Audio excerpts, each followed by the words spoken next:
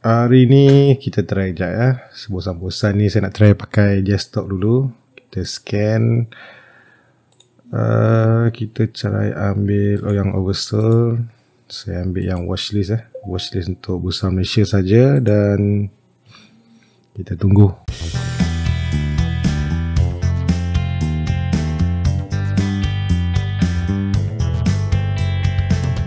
Okay, Assalamualaikum, salam sejahtera dan selamat kita berjumpa kembali. Okay, katalah kita ada satu chart yang sedang menurun macam ni. Saya ambil contoh chart ni, chart Evergreen. So Evergreen daripada atas ni turun, setiap kali dia turun dia akan berhenti. Bukan akan, dia tak patutnya kita guna perkataan akan. Kita nampak dia berhenti. Jadi semua kawasan yang berhenti ni saya cuba lukiskan. Tu menunjukkan yang dia punya penurunan dia tu dia ada, dia macam berhenti kejap lah. Berhenti kejap. Dia taklah selaju. Cerita dia nak turun dari sini sampai sini. Kalau dia nak turun cepat, boleh je. Tak perlu ambil masa sampai 2 bulan lebih, 3 bulan nak turun ke bawah. Tapi macam itulah, cara macam mana naik, turun, naik turun. Macam itulah yang turun. Inilah menyebabkan kita rasa macam sakit hati sangat lah. Terutama sekali kalau kata dah ada label cut loss ni, tak nak ambil peluang untuk keluar. Beberapa kali dia dah bagi peluang tak nak juga. Dan inilah yang jadi dah. Ini yang kita kata jadi akhirnya jadi terciduk. Kita kalau katalah saya nak lukis, saya nak sambung lukis ni dia punya garisan ni. Katalah kat sini saya boleh tambah lagi. Kalau katalah kita nak buat satu garisan Okay. Right. So senang cerita, harga tu masih sedang menurun lah. Dia dindong-dindong menuju ke bawah. Belum nampak lagi tanda-tanda nak ke atas. Okay. Kalau kita tengok yang macam ni, ataupun kalau mata kita tak biasa sangat tengok yang menurun ke bawah untuk membuat anggaran bila agak-agak dia nak tegut, nak ada sikit naik balik lah sebab yang ni dia turun ada naik sikit, dia turun ada naik sikit. Yang ini bila nak turun ni, bila kita nak nampak dia naik, cuba terbalikkan chart. Saya matikan dulu volume Okay. Jadi kita akan cuba nampak sesuai tak kalau sekejap. Ini mungkin kurang sesuai. Dia sesuai dah tu, tapi saya nak lukis sikit bagi apa kata kalau kita lukis yang macam ni. Okay, maksudnya dia masih ada momentum lagi lah. Naik, berhenti, break, berhenti, break, berhenti, breakout lagi, retest, naik balik. So yang atas ni macam mana nak lukis? Mungkin kalau saya kata kita boleh guna 4 segi tu, mungkin saya boleh lukis yang macam ni. Dari kedudukan chart ni kita nampak momentum dia masih ke atas lah. Cuma cara yang ni, bila return naik ni agak slow sikit. Kita kata dia, kita tak kata dia nak berubah lah, cuma kita rasa macam momentum dia agak slow sikit lah. Dia dah macam agak slow. Dan kita boleh buat satu trend line. So bila dia punya trend ni kemungkinan tamat bila dia close ataupun dia break this trend line lah. Lagipun candlestick pun dah semakin kecil. Setiap kali dia consolidate, ni kita panggil consolidate, dia jadi kecil. Itu yang dia orang panggil apa ni, indecision kan. Kalau kita betulkan balik chart, kita akan dapat cerita yang sama lah. Macam mana kita tengok dia terbalik tu tadi. Sebab apa? Bila kita belajar yang menaik saja, bila dia menurun tu, kita rasa macam satu dunia yang berbeza. Dia sebenarnya tak, bendanya sama saja. Terutama sekali chart yang trending sebab trending ni, ketika trending ni impulsive move turun ke bawah, trending dia begitulah. Dia turun berhenti, turun berhenti, sama juga macam naik. Jadi kalau kita mampu belajar yang naik, InsyaAllah yang menurun pun kita akan dapat yang sama lah. Satu lagi, kita boleh gunakan indikator jap. Mungkin kita boleh guna, sebab dia dah terlalu jauh sangat menurun ni lama sangat. Waktu ni lah kalau nak kata guna divergent pada indikator lah. Antaranya MACD ataupun RSI ke, tak kisahlah apa-apa ni, kita boleh gunakan lah divergent tu, di mana kita cuba tengok kalau ada divergent macam ni kan, harga buat low, indikator tak ada buat low lagi. Dia divergent ni pun sama juga, kita kena terbalikkan chart tu baru kita nampak. untuk terbalikkan chart trading view ni, kalau saya invert scale, dia hanya price sajalah dia terbalik. Indikator semua masih kekal. Jadi kalau kata nak terbalikkan keseluruhan chart ni, awak pergi kat evergreen, tekan 1 dash. Lepas tu klik bawah ni 1 dash evergreen. Klik balik. Tekan enter. Sorry, klik tak boleh, kita tekan enter. So bila saya tekan enter, dia akan jadi 1 dash evergreen. So chart ni adalah chart evergreen. Kita nampak seolah-olah macam dia macam chart betul, chart evergreen, tapi chart ni sebenarnya terbalik. Dan dia terbalik termasuklah dengan volume dah, indikator di bawah ni. Jadi kan kalau orang kata, kalau mata kita dah terbiasa dengan naik saja, ni nampak momentum dah slow dah ni. Nampak dia dah cross kat sini dah. Patutnya kita boleh exit kan. Area sinilah kita exit. Tapi harga naik lagi ni. Cuma momentum dia rasa macam agak slow ni. Tapi jangan terlalu seronok sangat, sebab MACD ni selagi momentum dia masih kuat, dia boleh bercantum balik, kan dia naik balik. Sebab tu alamak, hilang pula. Tak apa. Sebab tu saya lukis yang kotak permulaan tadi tu. Ingat lagi kita lukis kotak. Sebab kotak ni senang. Kalau kata dia breakout ke atas lagi lah dia. Berapa jauh dia nak pergi kita tak pasti. Even kalau kita guna indikator yang macam ni pun, kita cuma menjangkakan yang momentum dia dah slow. Kita tak tahu bila dia nak kona, bila nak patah balik. Semua kita tak tahu. Tapi kita cuma kata okay, nampak macam momentum dah slow. Tapi confirmationnya belum ada lagi. Tapi untuk chart ni masih lagi bullish. Masih lagi bullish. Belum ada tanda. Antara tandanya contohlah macam ni, kalau saya dah terbalikkan chart ni kan, nampak ni bawah yen ni. Okay, dia masih lagi di atas yen punya bar. Sini pun ada lagi. Alamak, macam mana bang. Okay, sini pun masih ada lagi inside bar. So harga je masih lagi di atas masih lagi di atas. Dia belum lagi nak cross ke bawah. Even macam ni pun itu hari dah ada cross ke bawah. Betul. Tapi dia masuk balik. Maksudnya trend dia masih kuat lagi lah. Belum nampak nak tergolek. Pada yang guna Trendband Cycle demo, Trendband Cycle SE demo, perasan kan saya ada sedikit yang trendband ni lah, yang hanya muncul ketika dia bullish saja. Tujuan dia supaya kita taklah, saya dah beritahu awal dulu, bila saya buat Trendband Cycle, bukan nak jadi orang yang terawal apa semua. Saya cuba nak pastikan yang kemungkinan dia dah ada trend. Kemudian bila dia dah ada, muncul je saja yang ni, so kita dah nampak dia dah start orang kata bullish lah. Pada ketika itu, contoh macam ni BTC 1 minit, pada ketika dia dah muncul ni, saya dah boleh agak bila saya nak masuk entry breakout sekali lagi, berdasarkan kemunculan ini. Sorry, lambat sikit. So dia dah ada dua ni trendband ni. Bagi saya dua ni dah cukup. Jadi saya dah boleh buat satu anggaran dekat mana nak untuk re-entry balik, untuk dalam case ni breakout lah, sebab 1 minute chart yang laju-laju ni kita layan breakout je lah. Gila nak layan pullback kat 1 minute. So itu salah satu tujuan lah saya buat yang pengasingan, supaya kita mudah kita tak adalah orang kata lama sangat dalam trade tu. Kalau saya ambil contoh, sekejap, kita ambil QAS lah.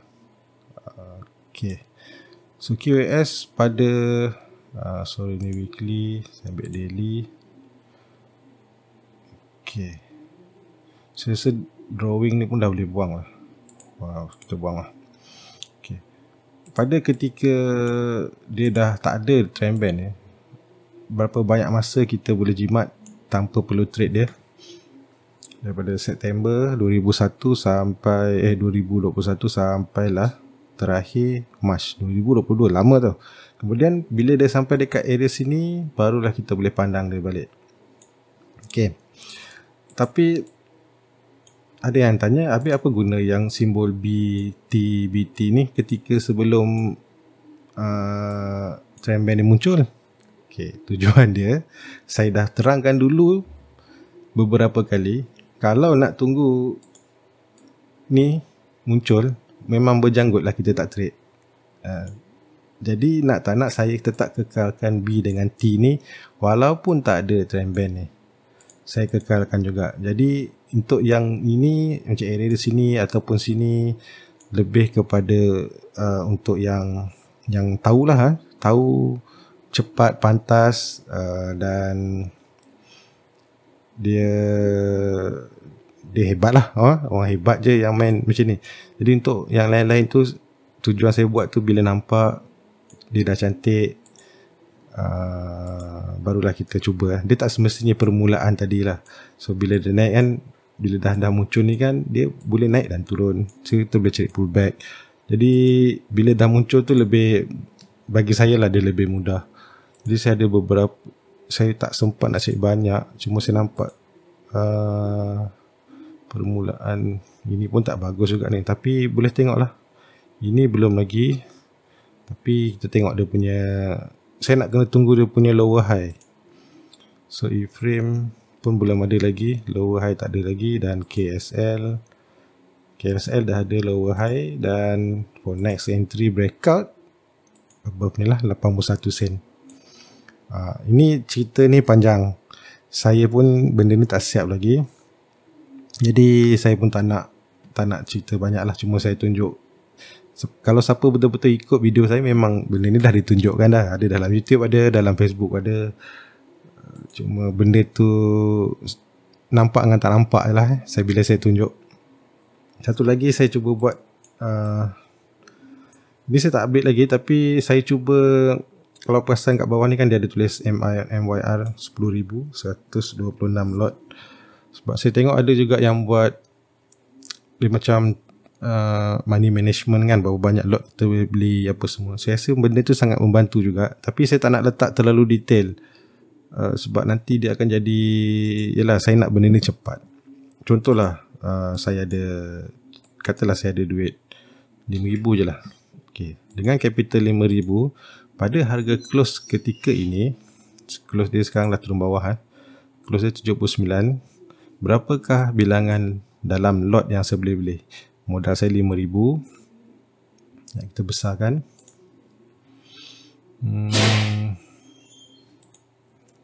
Okay. Modal saya 5,000.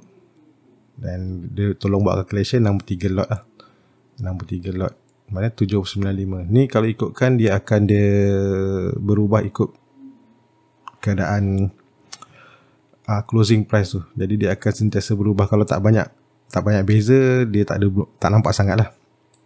Dan dia hanya muncul ketika dalam cycle lah. Kalau tak ada cycle, dia tak muncul. Dan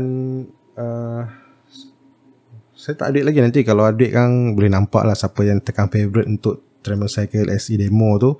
Bila saya update je boleh nampak.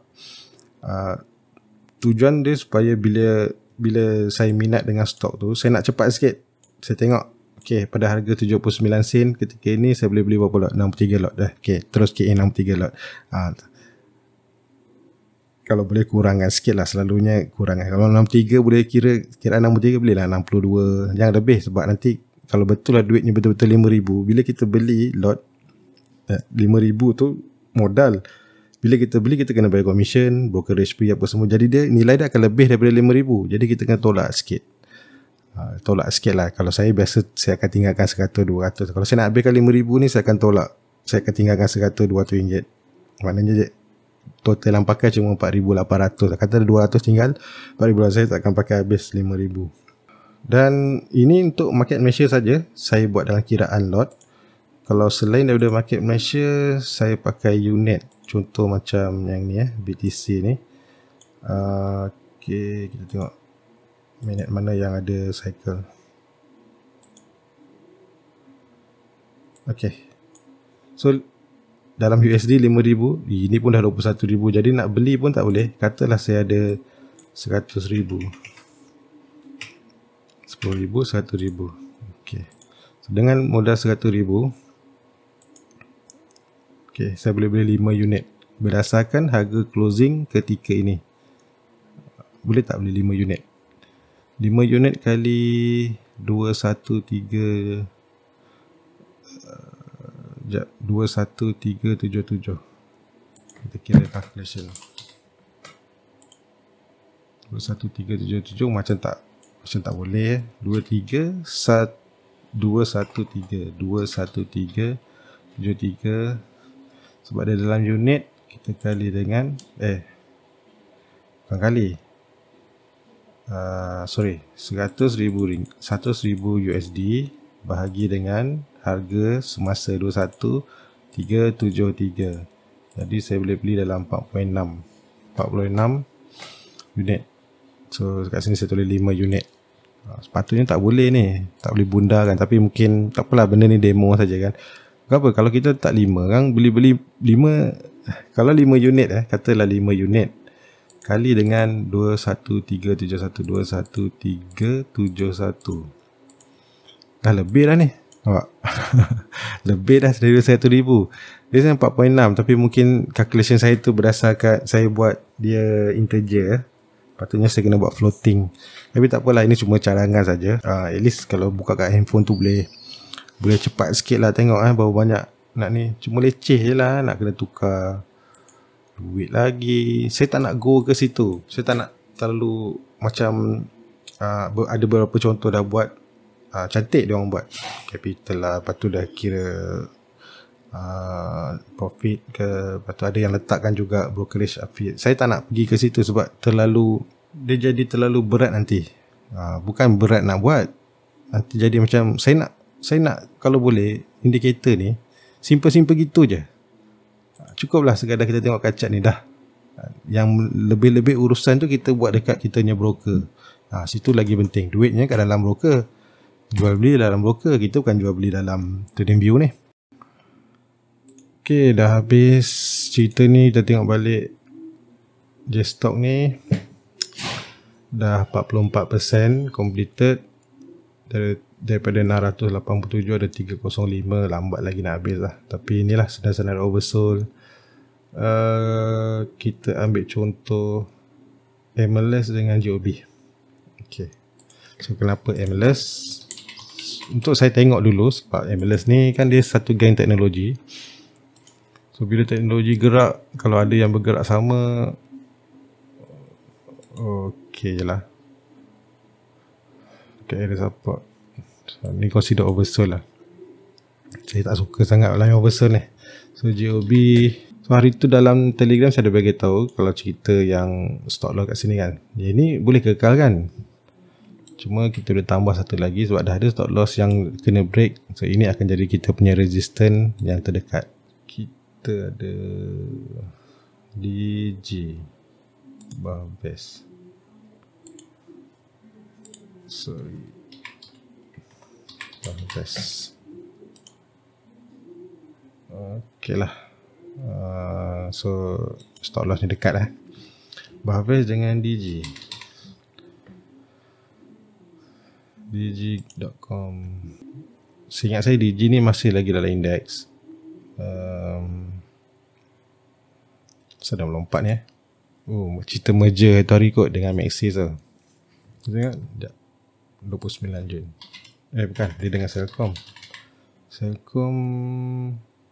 Celcom ada sorry, kita tak ada Celcom. Axiata ada. Axiata Group 29. Yelah, pengumuman waktu tu. Makin ke bawah ni. Ui. Support Support bukan apa. Support pada ketika dia turun sini, dia melantun. Dan kita memberi harapan sekiranya sampai balik kawasan yang sama, melantun. Tapi dia jatuh ke bawah. Sekarang ni kita kena tunggu bullish candle yang betul-betul bullish, yang naik balik ke atas. Kalau tak ada, ke bawah lagi ni. Axiata kalau ikutkan halal. Halal. Kejam betul lah. Sejak 2014 tak pernah naik ni. Okay lah, itu saja. Kita jumpa lagi. Assalamualaikum, bye bye.